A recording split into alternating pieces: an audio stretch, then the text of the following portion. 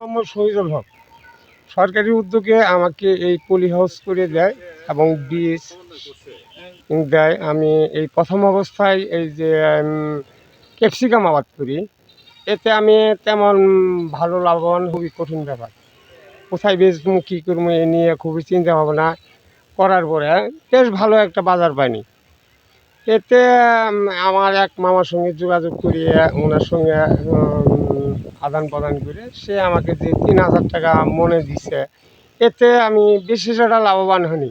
তার কারণ সাধারণ মরিচ ক্যাপসিকাম নাকি অতি উন্নত জাতের ফসল, তার মাঝেও সাধারণ মরিচের চেয়েও কম দাম পাইছি। এতে লাভবান হলো, উন্নত জাতের ফসল করে আমার লাভ কী হলো?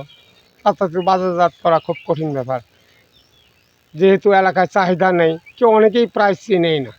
এই অবস্থায় যাই হোক, যদি কৃষিকর্ম তাই এর উদ্যোগ নিত যে এদের ভালো উন্নত ফসল এবং বেচার মতো হয় না।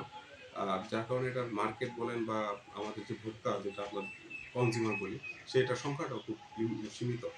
আমাদের এই বকশীগঞ্জ উপজেলায় আমাদের 10% একটা পলিশেড হাউস আছে, যেখানে আমাদের কৃষক শহীদুল হক তিনি এখানে ক্যাপসিকামের চাষাবাদ করেন। মোটামুটি ভালোই ফলন উনি পেয়েছেন।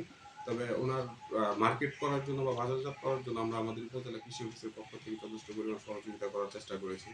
এবং এই জিনিসটা অদূর ভবিষ্যতে যদি উনি এই পলিশেড হাউসে বা অন্য জায়গাতেও যদি উনি ক্যাপসিকামের চাষাবাদ করতে চান, তাহলে আমরা বিভিন্ন সুপার শপ বলেন বা বিভিন্ন রেস্টুরেন্ট বলেন, যেখানে এগুলোর চাহিদাটা অনেক বেশি থাকে বা বিভাগীয় যে শহরগুলো থাকে বাজারে, সেই জায়গায় যে চাহিদাটা এগুলো বেশি থাকে, সেখানে আমরা মার্কেট লিঙ্কেজ তৈরি করে দেওয়ার জন্য আমরা আমাদের উপজেলা কৃষি অফিসের পক্ষ থেকে সর্বোচ্চ সহযোগিতা করবো। ধন্যবাদ।